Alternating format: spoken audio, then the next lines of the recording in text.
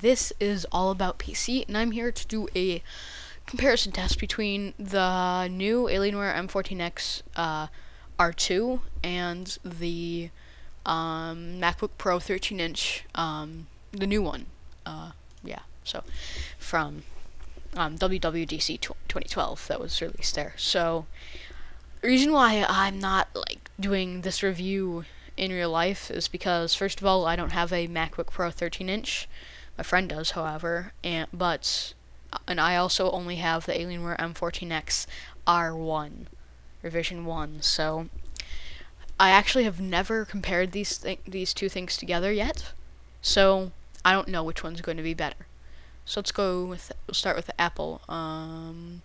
So you cannot upgrade the Intel Core, but currently it is 2.5 gigahertz, and can it turbo boost to 3.1 gigahertz, and this can turbo boost to 3.1 gigahertz. It doesn't give me the actual normal gigahertz, but I'm pretty sure it's the same if it can turbo boost to 3.1. So now let's go to memory.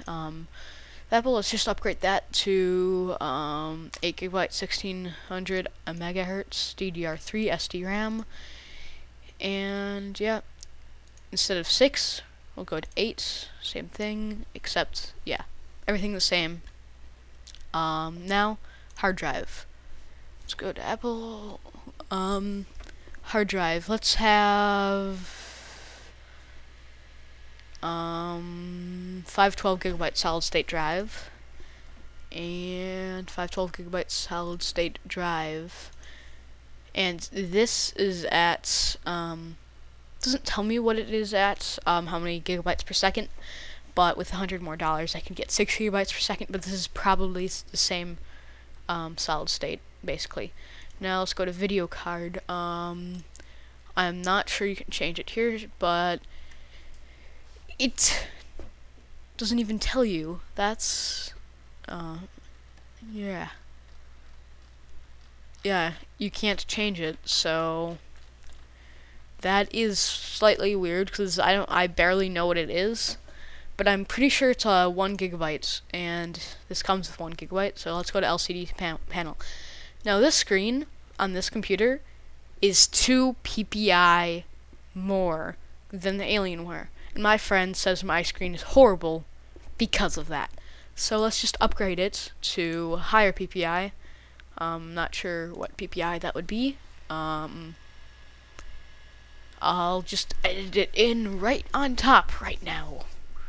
There, it's there. Now you see it. Okay, wireless card. Not sure you can edit it. You can change it here. And it does not really tell you, so nope. Cannot change that, and that's probably the basics, so continue with that. Internal optical drive. This has a super drive basically, and this is basically a super drive, except this is a Blu-ray super drive. I don't need Blu-ray though, so continue.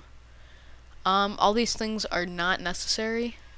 Let's go to review and check out, and let's review on this page for this. So currently 3rd generation Intel Core i5 3210M 3 megabyte cache up to 3.1 gigahertz with turbo boost 2.0.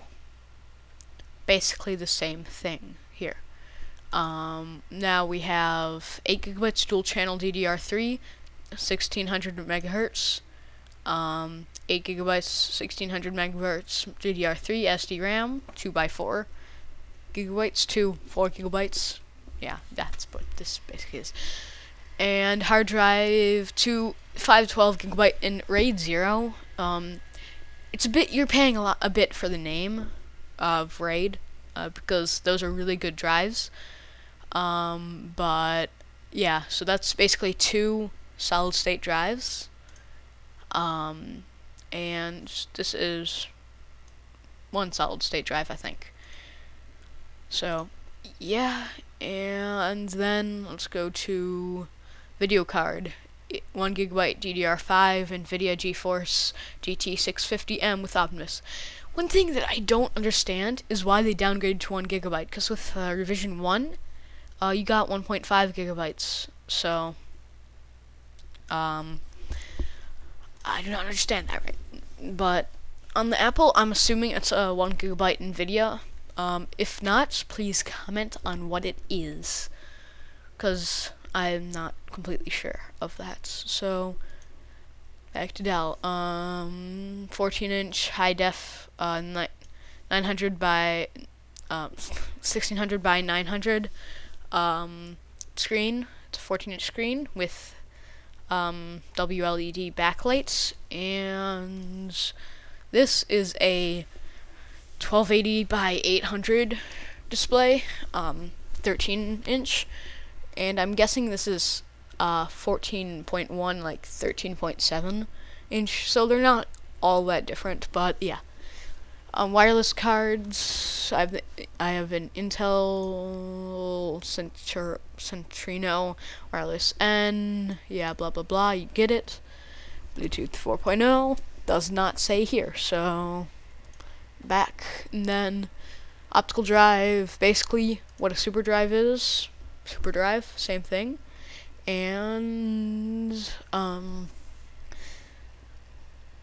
English keyboard, of course. It has a backlit keyboard. A lot of people don't, well, almost everybody who's seen one, especially if you look at this picture, know that it has a backlit keyboard. But you can also edit the colors and make it go and dance, like make it change colors and flash colors and give you a seizure. And I'm not sure if it tells you the battery that's in here, but I'm guessing it's basically the same as the 63 watt per hour 8-cell primary battery. That's just the primary battery. There are secondary batteries and stuff. Sound options, basically normal sound, pretty good sound though, extremely good sound actually for a computer. The Apple, sound, and like normal sound for the Apple. You have an AC adapter, and you have Adobe Acrobat X reader, and I didn't edit the nameplate, but this is what I have on this. So this computer, awesome, and some of the things are even better, like the RAID 0 performance, which is an epic drive. And I'm not sure if this has like half a gig of video RAM, or it has a gigabyte I'm referring to, but yeah, I'm not very sure about that, but I'm guessing. So that's all. So let's compare the prices. $2,049 versus $2,299. Now, a lot of people might argue that the MacBook Pro is much lighter and thinner. Well, the only reason why the Alienware is thicker is because it has a ton of armor on it. The actual computer, I'm guessing, is only 0.9 inches thin.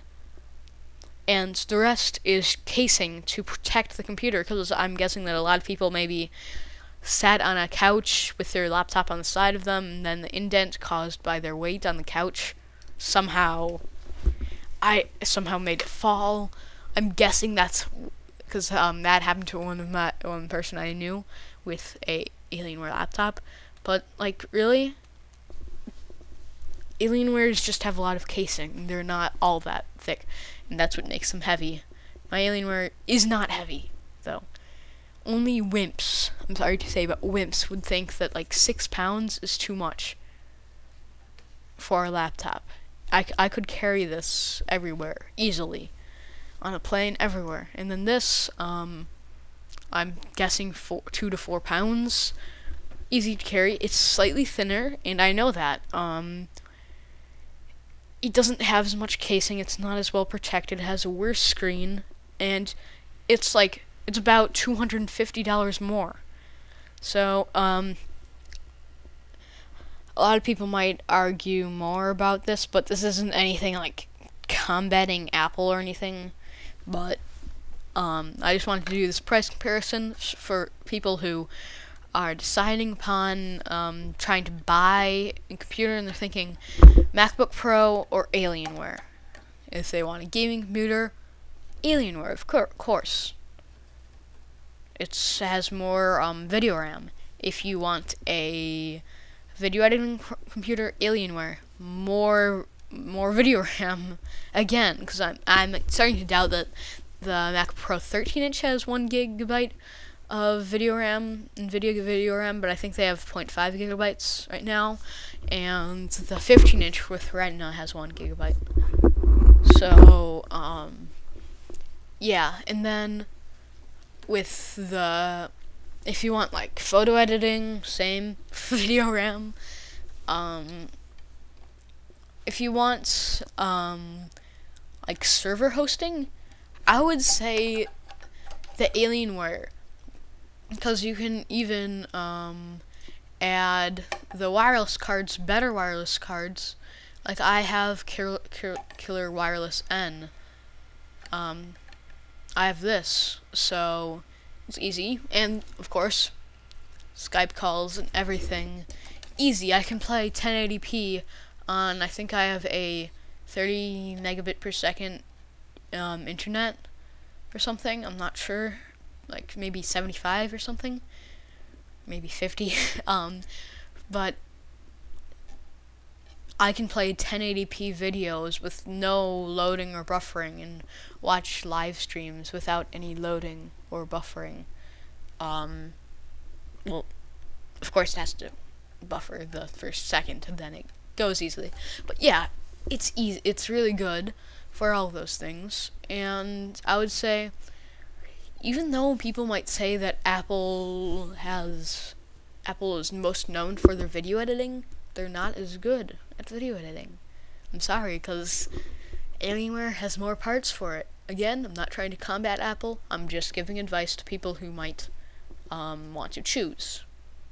So that ends my review, and if anybody actually watches this, please comment on like maybe a real life review that you might want, because if you want a review on my Alienware M14x R1, because it's basically the same thing as the R2, and if you want any other reviews, or you want another comparison, like maybe Mac Pro or the iMac, and yeah, so everybody, all about PC. Oops. I don't know what to do for an outro, so you comment on that also. Bye. And I forgot the button that I pressed to turn the video off.